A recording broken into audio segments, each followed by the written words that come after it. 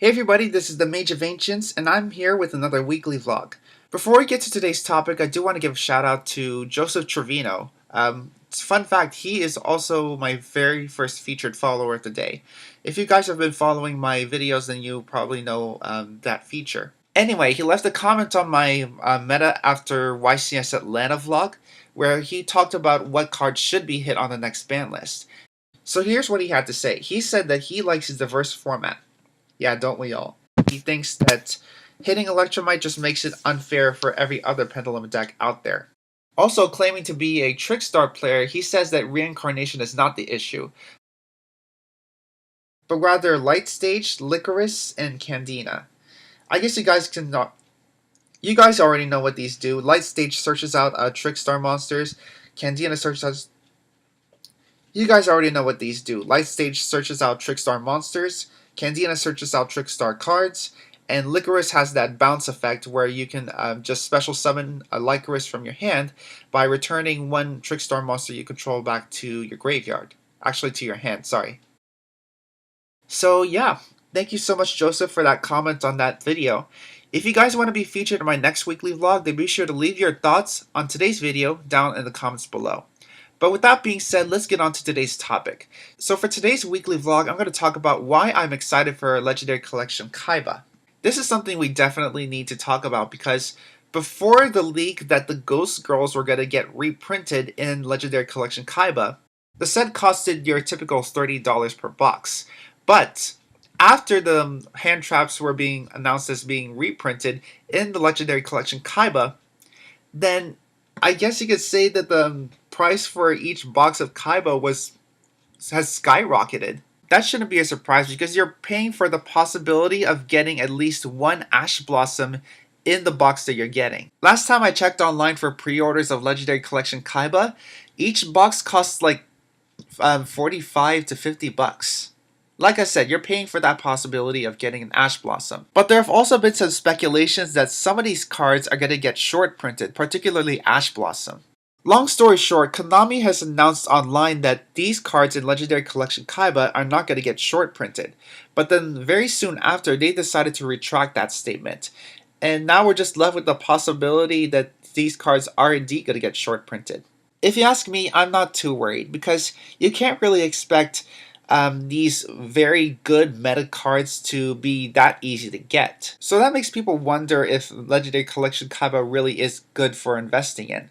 Well, if you ask me, I think it's best to just wait until the prices drop so that you'll be able to buy some of these cards as singles. Actually, in my case, I decided that, you know what, it may not be possible for me to get a Raigeki from the box that I pre-ordered, so I decided to pre-order a Raigeki online as a single as well. So in case you guys haven't seen the set list for Legendary Collection Kaiba yet, then here it is.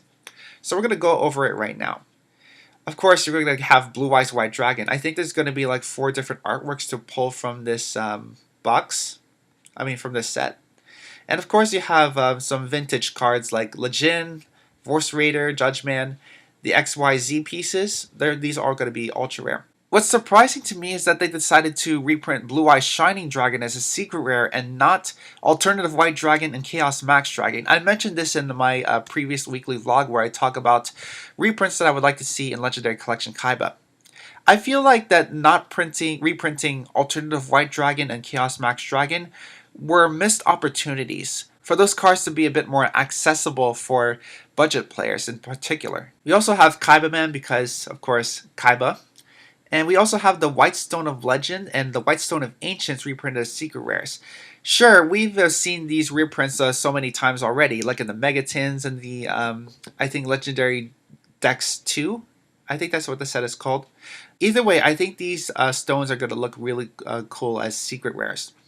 Also made with Eyes of Blue. I'm really looking forward to that as well. And we also have the Protector, the Master, and the Sage with Eyes of Blue. I think people are going to be really happy that this has been reprinted again. Sage with Eyes of Blue. Protector with Eyes of Blue and Master with Eyes of Blue, we didn't particularly need, but I think these will look really cool as ultra rares. I think a lot of people had that hunch that Sage with Eyes of Blue is going to get reprinted in this set, and I had that same hunch too. So yeah. Priestess with Eyes of Blue, I'm not sure what that does. Let me see what that does. Of course, it's going to have some kind of blue eye support. So it says here, during either player's turn, when a card or effect is activated that targets this face-up card, you can send one effect monster you control to the graveyard, and if you do, add up to 2 blue eyes monsters with different names from your deck to your hand. Okay, so this is kind of like illusion magic for blue eyes. This card is in your graveyard, you can target one blue eyes monster you control, shuffle it into the deck, and if you do, special summon this card. Okay, yeah. I haven't really seen that much play with Priestess with Eyes of Blue, but at least we know that it's going to get reprinted. Yeah. Yeah. Oh, and yeah, I forgot this was going to get reprinted too. Dragon Spirit of White. I can't wait to see this as a secret rare. And oh yeah, the ABC pieces, those are going to look really cool as secret rares. We didn't particularly need them, but of course it does fit with the XYZ Dragon Cannon archetype. And so what else is there? Oh yeah, burst Stream of Destruction. Another reprint of Polymerization. That's going to look really cool. And we also have the Flutist Summoning Dragon and the Melody of Awakening Dragon. I think this is going to these two are going to work in tandem with the new Lord of D support. There's the King of D and Dragon Revival Rhapsody. Personally, I didn't really think that Lord of Dragons was a kind of a musician, but I think that's really cool. That they're kind of expanding the Lord of Dragon lore and the archetype as well. And this is a reprint that I think a lot of people are looking forward to. Card of Demise as a secret rare. But then again, we are still in kind of that state where some of these cards are going to get short printed. At least we have another chance to get Card of Demise. This is, of course, this is hands down one of the best draw cards in the game. A lot of people use this. A lot of decks use this. Monarchs, True Dracos, Chainburn, and I think Paleozoic to an extent. Not really sure, but they just might use this as well.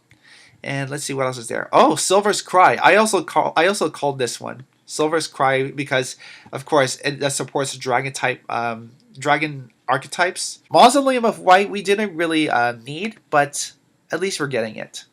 And of course, the Fang of Cretius to work with Destruction Dragon and Tyrant Burst Dragon.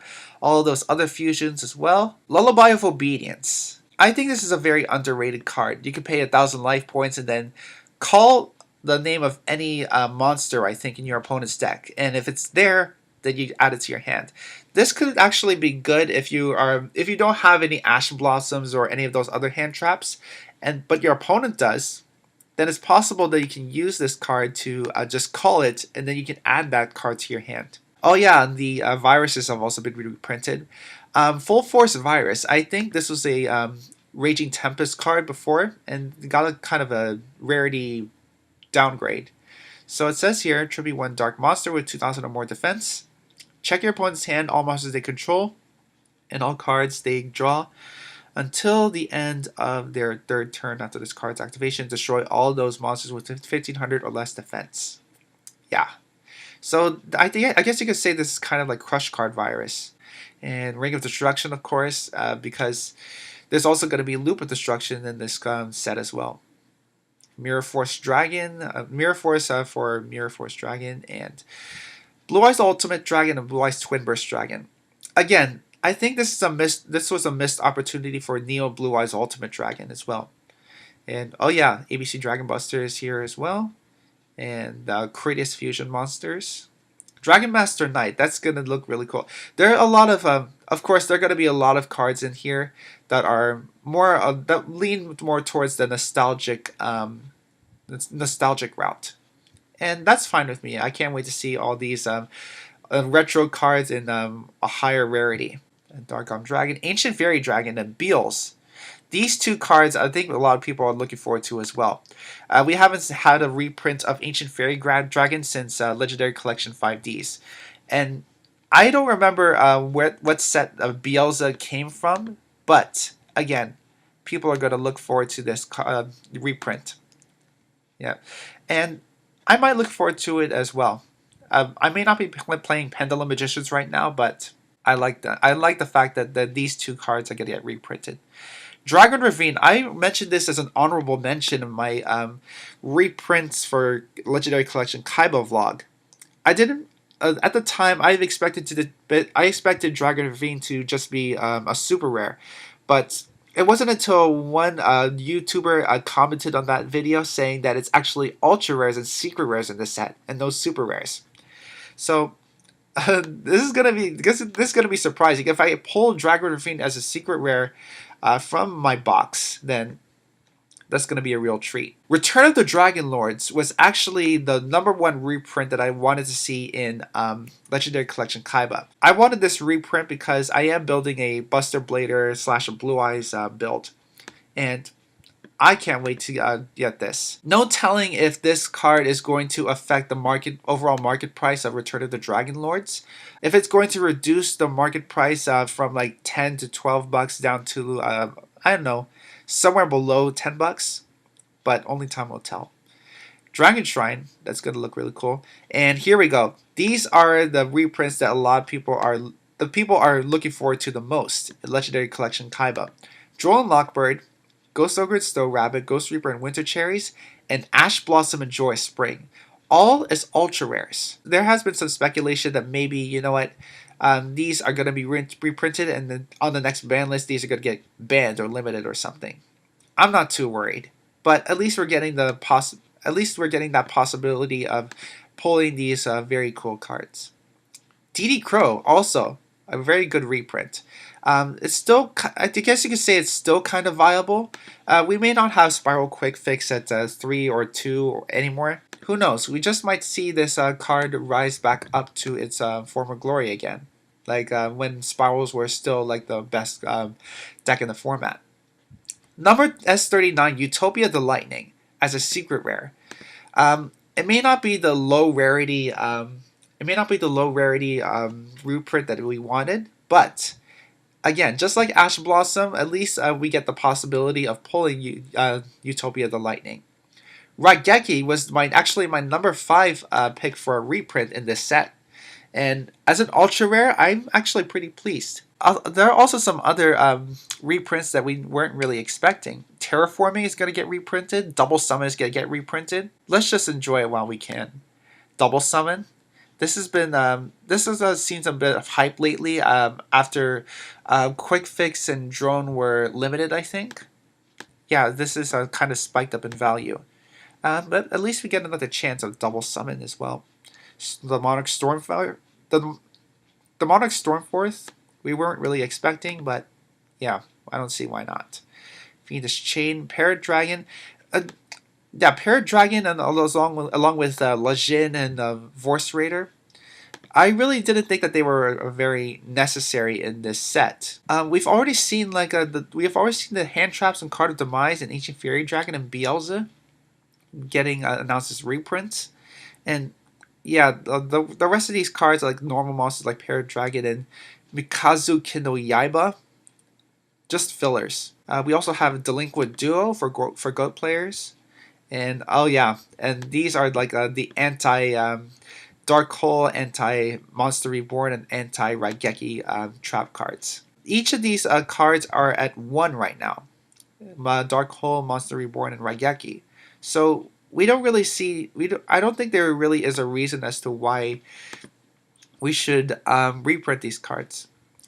And we also have Just Desserts. Oh yeah, and let's talk about the promos in this set. Yeah, Goddess of Sweet Revenge is basically a hand trap that you could discard it, and then you could destroy all special summon monsters on your opponent's field, and then from there you can special summon a monster, any monster from your deck. Goddess of Sweet Revenge, actually, it destroys all of your opponent's cards, not just your not just your opponent's monsters. King of D, I'll show you guys what this does. It becomes Lord of D while on the field. You normal summon it, and you can discard a spell or trap.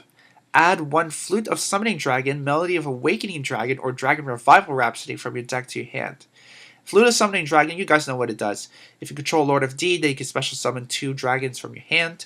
Melody of Awakening Dragon, you discard any card, and you're basically, this is here so you can add your Blue Eyes monsters from your deck to your hand. Dragon Revival Rhapsody, I'm going to go over that right now. If you control a spellcaster monster, you can target up to 2 dragon monsters in your graveyard, including at least 1 normal monster, special summon them. Your opponent takes no damage this turn.